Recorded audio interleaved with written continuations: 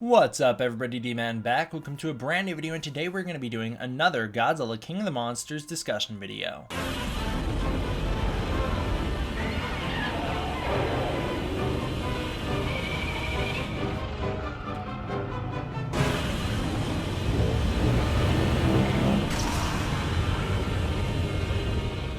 So in this one, we are going to be talking about what I think is one of the most interesting aspects to come out of Godzilla King of the Monsters. Despite it being one of the more background aspects of the movie, this is something that they don't really talk about a lot, and this is something that is pushed so far in the background of the film that you really have to go digging to find information on it. But I find it to be very interesting, and I think it does have a big potential to set up the actual future of the Monsterverse in a post-Godzilla vs. Kong era. Or even, it may play a part in Godzilla vs. Kong's plot. We'll just have to wait and see. The idea of a Bio-Titan being created. So this is not a cyborg, it's not like a Gigan situation. This is a new monster being created, a bio weapon being created, is something that is referenced constantly throughout the film in a backhanded manner. First off, Alan Jonah is said to be this eco-terrorist who has captured multiple live Titans in the past. So Alan Jonah has Titan DNA at his disposal. When talking about why on earth would you need Titan DNA? Why would you need to capture someone like Mothra? There's no point to it. Dr. Rick Stanton points out something very interesting when he says that one of the motivations people have for capturing Titans in the world is because they want to use those Titans for bioweapons. Now, this is a big deal. The idea of bioweapons being used in the Monsterverse is something that they haven't really touched on, but it is something that played such an integral role to the Heisei era Godzilla films, specifically Godzilla vs. Biollante. It played such an integral role to that movie. I think it's incredibly important that they re-mention it in Godzilla King of the Monsters. We also hear that there are biolabs on Outpost 32 that housed Ghidorah's DNA. So, if for whatever reason the Ghidorah had purchased at the end of the film by Jonah Allen doesn't seem to work out, if for whatever reason they're like, wow, the DNA is all corroded by the oxygen destroyer or something, they already probably have DNA from the biolabs. It just would make sense. And it's important because the DNA can regenerate, so you can do a lot with it. And then we know that Jonah gets his money through trafficking Titan DNA, so this is already something he's involved with. It means there's a black market for it, very similar to what we saw in Pacific Rim. And in Pacific Rim, if you guys remember, in Pacific Rim there is a black market selling Titan DNA or Kaiju DNA, and then in Pacific Rim Uprising we find out that Charlie Day's character used that Kaiju DNA to create a bioweapon, a massive Kaiju that can form together. It is a super Kaiju. I don't think we're going to see anything like that in the Monsterverse. I don't think we're going to see any splicing together of Kaiju to make one large mega Kaiju. I think what we will see is someone create their own biomonster. There's a lot of mid-credits hints to this as well. The redacted text tells a full story about back in the day, there were lots of people that used to utilize Titans in warfare, and that wound up making the Titans aggressive. They were sick of it. They were sick of the way humanity treated them, leading to a war between man and monster. That was what caused the fall of the old civilizations. That is what caused the fall of the ancient Hollow Earth civilizations. So there has already been Kaiju utilized in warfare in the past, and Kaiju utilized in warfare is something that Emma Russell directly mentions in Godzilla King of the Monsters. She says that if mankind is allowed to go unchecked, they will eventually get to that point where they will use the monsters for warfare, and the monsters are something that you just can't fight against. If they are utilized in warfare, that instantly tips the favors towards whichever country or person or whoever is using the monsters. That is why Jonah Allen was so successful throughout Godzilla King of the Monsters, is because he was using the monsters as weapons. That's why Ghidorah was such a big deal. Ghidorah was so powerful for his cause because the monsters are unbeatable. We also find out that since the fall of Ghidorah and since the rise of the king, people have been scavenging lots of fallen Titans throughout the world. They've been trying to get their hands on as much Titan DNA as possible, but we do hear the direct line in the post-credit scene that Titan DNA has become increasingly rare since Godzilla rose to his new place as king. I'm not sure why that is. Seems like it should be the other way around, but I think he might just be referring to massive chunks of Kaiju such as Ghidorah's head. Monarch has supposedly already tried to build their own monsters. They have apparently tried to create their own Titans in the past. This is something that they talk about in the newspapers, meaning that there's already a precedent in the Monsterverse for people to try and build their own monsters, so it shouldn't be that big of a surprise. I mean, for audiences, sure, because, you know, that's something that was only in the newspapers, but it shouldn't be that big of a surprise for us Godzilla fans and us hardcore fans when they do try and build their own monster in these movies. Finally, the most important thing that comes out of the movie is that Jonah Allen obtains Ghidorah's head. Ghidorah's head has the ability to regenerate. We saw that throughout the film. That makes it incredibly valuable. So what does this all culminate into? I think it does culminate into the idea idea that we will see bio wars play out during Godzilla vs. Kong. I think people would be fighting over Titan DNA the same way we saw at the start of Godzilla vs. Biollante in 1989. In Godzilla 1984, Godzilla destroys Tokyo, he leaves it ruined, and then he heads out. In Godzilla vs. Biollante, we pick back up in that same destroyed Tokyo in 1984. Shortly after Godzilla leaves, there is warring factions trying to get a hold of the DNA of Godzilla. I think something like that will be seen in Godzilla vs. Kong. Not sure how they're going to work that into the film, what the plot elements will be with that, but we do know that a human conspiracy in the movie will be trying to wipe out all the Titans from Earth while Monarch is trying to uncover what's going on with it. That's according to the official plot of the movie. That human conspiracy might be something to do with the bio wars that are playing out. In Godzilla vs. Biollante, it was the anti-nuclear bacteria. Had the ability to weaken Godzilla and basically make nuclear bombs all but obsolete. They would basically just blow things up and then you can rebuild, but the effects of the radiation would be entirely gone. I think bio wars will play out. Not sure how they will work. I don't know if they're going to go the anti-nuclear bacteria route or if they're going to go some other route, but I think we will see something with that in the new movie. Ghidorah's rebirth, I think, is very likely coming out of Godzilla King of the Monsters. I don't think it will happen in Godzilla vs. Kong, but I do think it will happen. I think this could be easily done too. There are some people who would say, well, Ghidorah's head looks pretty dead at the end of the film. I don't know. You could just shock it. We saw Ghidorah get a massive power increase by biting onto an electric generator earlier in the movie, so you could just shock Ghidorah's head back to life. I think that'd work. It'd be very Frankenstein. I think that would absolutely fit the MonsterVerse. The idea of a Mecha-King Ghidorah coming from that, I think, is very unlikely. When we talk about Bio-Kaiju or Kaiju used for warfare, I don't think that's what we're talking about. I think it's incredibly unlikely. There's no way that Alan's crew, this band of misfits, has the budget to build a Mecha-King Ghidorah. They just don't. They also wouldn't have the ability to control it either, so I'm gonna say no on that one. Destoroyah is a big possibility coming out of Godzilla King of the Monsters. I gotta cut in here to make this one very clear because I don't do a good job of making it clear in this video. When I say Destoroyah, I don't actually mean the character Destoroyah. I don't mean the Toho character. I'm not saying that they're gonna get the rights, that is a big possibility, that they'll get the actual rights to Destoroyah or that they'll even want to get the rights to Destoroyah. When I say Destoroyah is a big possibility, I mean the idea of him, something similar to him. A monster kind of like Destoroyah, what would serve as our MonsterVerse Destoroyah. That is what I'm referring to. I'm not referring to the actual character Destoroyah showing up as a result of the oxygen destroyer going off on Ghidorah's head. I'm saying that Ghidorah will mutate into something similar to Destoroyah, kind of similar origins, but the final version of the monster will probably not be anything like the Destoroyah that we all know from 95. That is what I'm trying to say in this video. Ghidorah's head has been mutated by the oxygen destroyer. There you go. You have your built-in reasoning for why Destoroyah can exist. That's not official. We don't actually know what's going on with the head, but that would be a very easy explanation to do that. Ghidorah's head was cut off in Isla de Mara just before the oxygen destroyer hit. It was recovered from the ocean where the oxygen destroyer ravished everything. There you go. The head had to have had some effect from the oxygen destroyer. Destoroyah can spawn as a result of that. That is a big possibility, and if they go the destroyer route, there is the potential that he will be the thing in Godzilla vs. Kong that will unite them together. That's still not a guarantee. There's no one that says they are absolutely going to team up against someone else, but if you have Destoroyah in Godzilla vs. Kong, they're going to team up against him. I don't think that he will be in Godzilla vs. Kong, though. I think if Destoroyah is used in the MonsterVerse, it will be used in a movie post Godzilla vs. Kong, and I do believe we will see movies post Godzilla vs. Kong. The other explanation you could have for Destoroyah is you could say, well, you got Ghidorah's head, and Jonah Allen, or Alan Jonah, depending on what you want to say, has all this Titan DNA at his exposure. He has had all these Titans that he has captured in the past. He can just take their DNA and splice it with Ghidorah's, and then boom, you got your own new created Titan. He can build his own monster, essentially, and Ghidorah can just regrow into whatever he wants. So that could also be an explanation for Destoroyah entering the MonsterVerse. I think what is likely and what I would actually like to see would be Biollante entering the MonsterVerse. When I say it's likely, I don't mean it's really likely. I think it's less likely than Mecha-King Ghidorah. I think it's less likely than Rodan returning or Mothra returning or Ghidorah returning or Destoroyah. I think it is the least likely possibility that I'm talking about so far. When I say it's likely, I think it's likely from a story perspective for this to happen, not from a real world we have to purchase the rights from Toho perspective. There's all this talk of building your own monsters in the MonsterVerse, creating your own Titan. That is the exact thing that led to the creation of Biollante back in Godzilla vs. Biollante. Dr. Sharigami takes the cells of Godzilla, combines them with a rose, and boom, you have your new monster. You could do something like that in the MonsterVerse. You could take Godzilla's cells, you could mess around with them, you could just wind up with Biollante. I absolutely think that would work in the MonsterVerse. We know that Michael Dougherty, director of Godzilla King of the Monsters, who has had involvement in Godzilla vs. Kong as well, loves Biollante. He absolutely loves the character character, and he said he really wanted to work Biollante in some way, shape, or form as an Easter egg into Godzilla King of the Monsters, and just wasn't able to. This may have been his Easter egg. These post-credits references to Bio-Titans being created, this may have been his way of slipping that in through the back door. If Michael Dougherty really wants it, and it has been something he has discussed, I'm sure he has discussed it behind the scenes as well, and if he has discussed it behind the scenes, I think there is the possibility that they could adapt it into the movies. I don't think it's likely, but I think it is a possibility. And Godzilla vs. Biollante, here's the other reason this would be really good, is because Godzilla vs. Biollante is considered one of the most well-regarded films in the Godzilla franchise, so it would be well worth it from that perspective to bring Biollante back. The movie is obviously not great because Biollante's in it. I don't think that's the case. I don't think people are making that argument. I think it's a very sophisticated movie that's very well put together, but you bring Biollante back and you can kind of piggyback off of it and trick people into thinking that, oh no, Biollante is what made that movie work. So if you use Biollante again, you could trick people into being like, no, the thing that you guys love about Godzilla vs. Biollante is Biollante. It's not the fact that it's just a really good movie. So it could work. You never know. What I would do personally is I might do the Biollante thing. I think it could work. I think you could do a Godzilla vs. Biollante, go back to the good old Godzilla Desolation idea. Godzilla vs. Biollante as a result of Alan Jonah's experiments in a post-Godzilla vs. Kong world. Doesn't even need to be Alan Jonah. It could just be anyone creates Biollante using Godzilla cells, combining them with other monsters or plants or whatever, and then you get Biollante. It'd be a real cool movie. It kind of seems small scale for the MonsterVerse at this point. It's like, we've done Ghidorah, we're doing Godzilla vs. Kong. What's after that? What's going to be the next grand monster Godzilla's going to fight? Oh, it's just Biollante. It's kind of a step down, but I still think it could work. I think it could be a very interesting movie. You wouldn't need a massive budget to make that one work. You didn't need a massive budget to make it work back in the 90s, or I guess it was the 80s actually. Yeah, that was the 1989, so it was the 80s when that happened. I don't know, I think it could be done, and I think it could be done very well if they do it right, like the original. Make it very interesting with a lot of the political elements that go into that, or a lot of the scientific, social elements that made the original movie so great. If you retouch on all that in a very sophisticated way, that would be great. Although, I would say that the most likely thing I see coming out of all this is the creation of someone such as Destoroyah. I don't think it necessarily needs to be Destoroyah. I think it could be a brand new monster that is just similar to Destoroyah in origins. That's actually what I do believe will happen, is we will see a new monster that's not Destoroyah, but shares similar origins to Destoroyah appear in the MonsterVerse. I think that is a big possibility. You have Ghidorah's head, you could just mutate it from the Oxygen Destroyer, maybe Alan Jonah adds some new Kaiju DNA into it, and then boom, you have your new monster. There you go. And then fans can be like, oh, that's our Destoroyah as character for the MonsterVerse. It all checks out. So that'll do it for this one, boys and girls. What do you guys think about all this? Do you like to see someone like Biollante return, or do you guys just want Destoroyah only, or can we make new monsters that are just similar in origin to the previous monsters? That is what I think is most likely, but I would like to see Biollante return. Thank you all for watching. I hope you enjoyed. I'll see you guys next time. D-Man,